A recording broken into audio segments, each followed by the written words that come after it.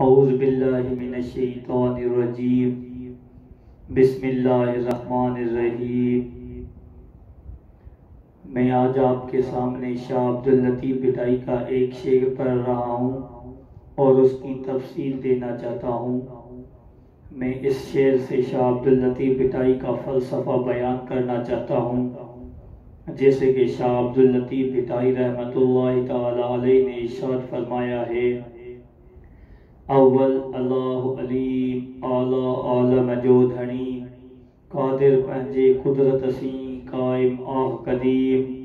والی واحد وحدہ رازق رب رحیم،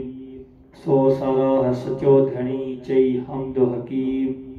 کرے پان کریم جوڑیوں جوڑ جہان عجیب۔ پھر ایک بات یاد رکھنا کہ شاہ عبداللطیف بٹائی رحمۃ اللہ تعالی علیہ سندھیوں کا بہت بڑا شاعر ہے، اور شاہ عبداللطیف کی جو شاعری ہے وہ قرآن کا فلسفہ ہے۔ شاہ عبداللطیف بٹائی نے اپنی شاعری میں قرآن کو سمجھایا ہے جیسے کہ قرآن کا سندھی میں ترجمہ کیا ہو، اور شاہ عبداللطیف کا جو فکر اور فلسفہ تھا وہ بہت بڑا ہے۔ شاہ عبداللطیف بٹائی اپنے شعر میں ہمیں قرآن اور حدیث سمجھانا چاہتا ہے، اور شاہ عبداللطیف ہمیں زندگی گزارنے کا عمل، اور شاہ عبداللطیف بٹائی اپنے فلسفے میں محبت عشق ہمیں سمجھانا چاہتا ہے۔ اور آج شاہ عبداللطیف بٹائی کا جو میں نے شعر پڑھا ہے اس میں شاہ عبداللطیف بٹائی نے چھوٹا سا فلسفہ بیان کیا ہے، اور اس شعر میں شاہ عبداللطیف بٹائی نے اللہ کا تذکرہ کیا ہے اور اللہ سبحانہ و تعالیٰ کی صفات کا تذکرہ کیا ہے، اور اس میں شاہ عبداللطیف بٹائی نے ہمیں توحید کا سبق بھی دیا ہے، جیسے کہ شاہ عبداللطیف بٹائی رحمۃ اللہ علیہ نے ارشاد فرمایا: اول اللہ علیم۔ اول بھی سب سے پہلے، اور اللہ جو لفظ اللہ ہے وہ اللہ سبحانہ و تعالیٰ کا ذاتی نام ہے، اور جو علیم ہے وہ اللہ سبحانہ و تعالیٰ کی صفات ہے۔ اس تین لفظ میں شاہ عبداللطیف بٹائی رحمۃ اللہ علیہ نے ہمیں یہ فلسفہ دیا ہے کہ سب سے پہلے اللہ جاننے والا ہے،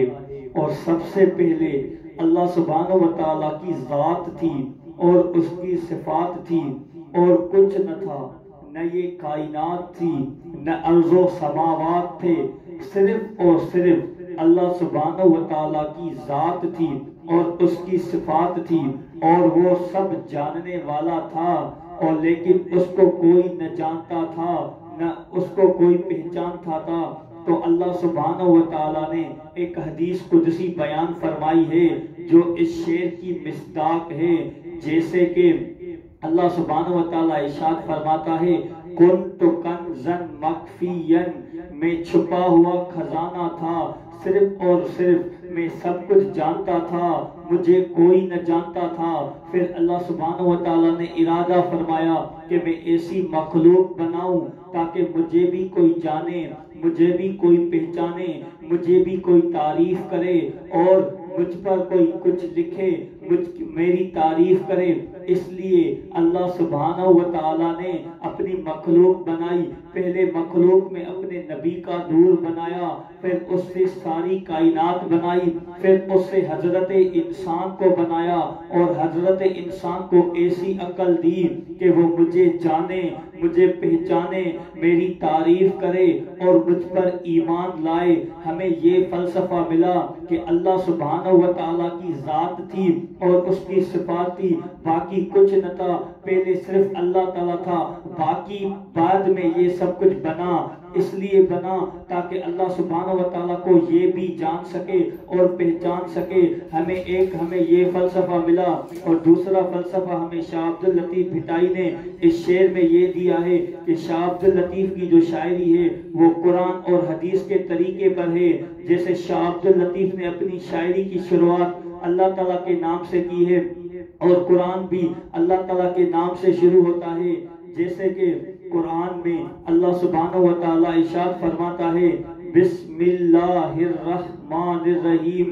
یہاں قرآن اللہ تعالیٰ کے نام سے شروع ہوتا ہے، اور شاہ عبد اللطیف بھٹائی کی جو شاعری ہے وہ بھی اللہ سبحانہ و تعالیٰ کے نام سے شروع ہوتی ہے۔ اس سے ہمیں یہ پتا چلا کہ شاہ عبد اللطیف بھٹائی کی جو شاعری ہے وہ قرآن اور حدیث کے طریقے پر ہے۔ حدیث کے طریقے پر اس طرح ہے جیسے کہ ہمارے نبی نے ارشاد فرمایا کل امر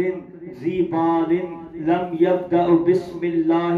ہر وہ کام جس پر اللہ تعالیٰ کا نام نہ لیا گیا ہو وہ نامکمل ہوتا ہے۔ اس لیے شاہ عبد اللطیف بھٹائی نے اپنی شاعری کی شروعات اللہ تعالیٰ کے نام سے اس لیے کی تاکہ میری شاعری مکمل ہو جائے۔ اور تیسرا فلسفہ ہمیں یہ ملتا ہے،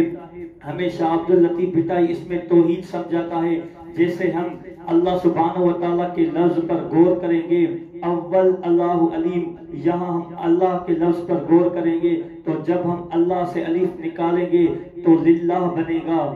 اور جب ہم للہ سے لام نکالیں گے تو لہو بنے گا، اور جب ہم لہو سے بھی لام نکالیں گے تو ہو بنے گا۔ جو ہو لفظ ہے وہ واحد کا ہے۔ اس سے پتا چلا کہ اللہ سبحانہ و تعالی واحد ہے، اکیلا ہے۔ اس سے ہمیں شاہ عبد اللطیف بھٹائی نے اللہ سبحانہ و تعالی کی توحیدیت کا بھی سبق دیا ہے۔ یہ چھوٹا سا فلسفہ شاہ عبد اللطیف بھٹائی کے نام۔ ایک بات یاد رکھنا، ہماری ویڈیو لائک ضرور کرنا، سبسکرائب کرنا اور بیل آئیکن کو ضرور دبانا تاکہ ہماری ویڈیو آپ کو پہنچتی رہے۔ وآخر دعوانا الحمدللہ رب العالمین۔